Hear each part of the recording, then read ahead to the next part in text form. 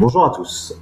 Vous avez des tests à réaliser, une démo, et vous souhaitez avoir du stock disponible sur quelques références, que ce soit pour dérouler un flux de vente ou de sous-traitance ou de production ou tout autre. Deux options. Je vous les montre dans cette petite vidéo. Donc, première option, la plus intéressante, la dernière, 100% Fiori, Manage Stock. Je vous dirai les applications en anglais parce que je vous conseille fortement de vous connecter toujours en anglais. Manage Stock. Je sélectionne le point important, la division sur laquelle je souhaite faire à l'intérieur, bien sûr, la réception sans référence à aucun document. Ça veut dire commande d'achat dans notre cas de figure. Important, hein, pour démo, je teste. Hein. Dans la vraie vie, on ne fait pas ça. Donc, je me renseigne ma référence produit, je fais entrer et après, j'ajoute. Hein, notamment si je n'ai jamais fait de plan en stock sur cette référence-là, ajouter un magasin. Je sélectionne le magasin dans lequel je souhaite faire cette réception. Dans le cas de figure, hop là. Donc, j'ai créé tous ces magasins dans mon environnement de démo. Hop là. Je clique sur le petit icône dans la colonne du stock dans lequel je souhaite faire l'entrée.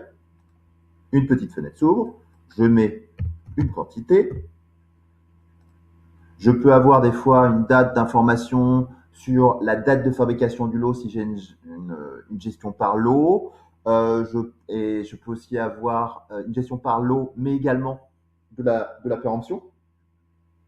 Vous pourriez aussi avoir les numéros de série. Voilà. Je clique sur Poste. Automatiquement, l'entrée en stock va générer un document article et une pièce comptable. OK? Donc, j'ai bien maintenant 100 pièces en utilisation. L'autre option que beaucoup connaissent, hein, je vais utiliser la transaction ou l'application Migo. Donc, dans Fiori, on va appeler ça l'application Post Good Movement.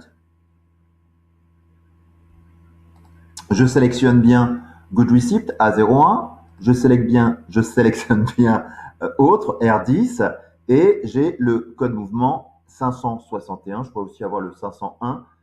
Entrée initiale dans le stock à utilisation libre. Stock balance. Alors, non, c'est faux de dire en utilisation libre. Je peux faire un 561 soit en utilisation libre, en contrôle qualité ou bloqué. Donc voilà, c'est une initialisation de stock. J'ai plusieurs références. Donc je peux faire aussi cette petite manipulation sur plusieurs références. C'est ça, ça peut être intéressant. Donc, je sélectionne toutes les références dans lesquelles je veux faire une entrée en stock. Je fais un copy-paste. Je mets rapidement, par exemple, la quantité. Hein, on va mettre 100, ça va être plus simple pour tous. Hop là. Oui, j'aurais pu faire mieux que comme ça. Je renseigne aussi la division. Alors, je vais regarder, je vais faire avec un petit fichier Excel, hop là, juste à côté. Donc, on est sur du 11-10 et 11-25.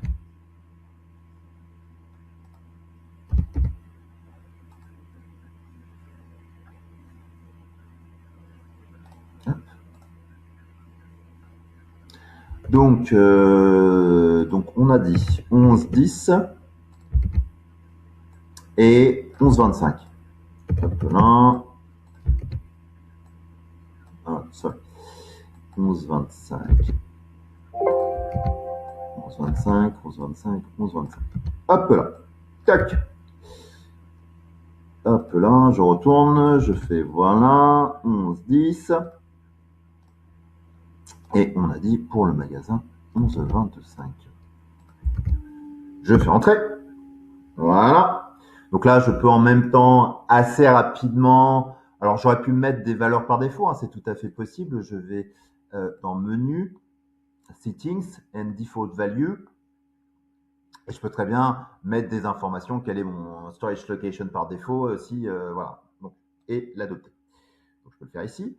Donc là, tout est, je vérifie que dans la colonne OK, j'ai bien le flag. Je fais un petit check. Voilà, tout est au vert, parfait, et je fais post. Voilà, maintenant j'ai l'ensemble de mes références en stock.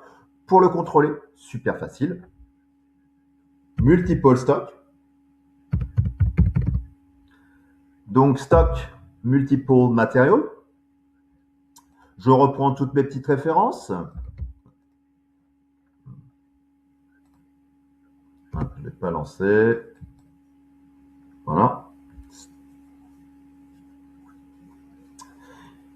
Je renseigne les deux informations. Je sais que c'est sur du 11.10, 11.25. Et je mets mes articles, je fais Go. Et là, automatiquement, je vais voir la disponibilité dans mon magasin 11.25 de l'ensemble des références pour lesquelles j'ai fait une entrée en stock. Voilà, super simple. Merci beaucoup et n'hésitez pas à vous abonner à la chaîne.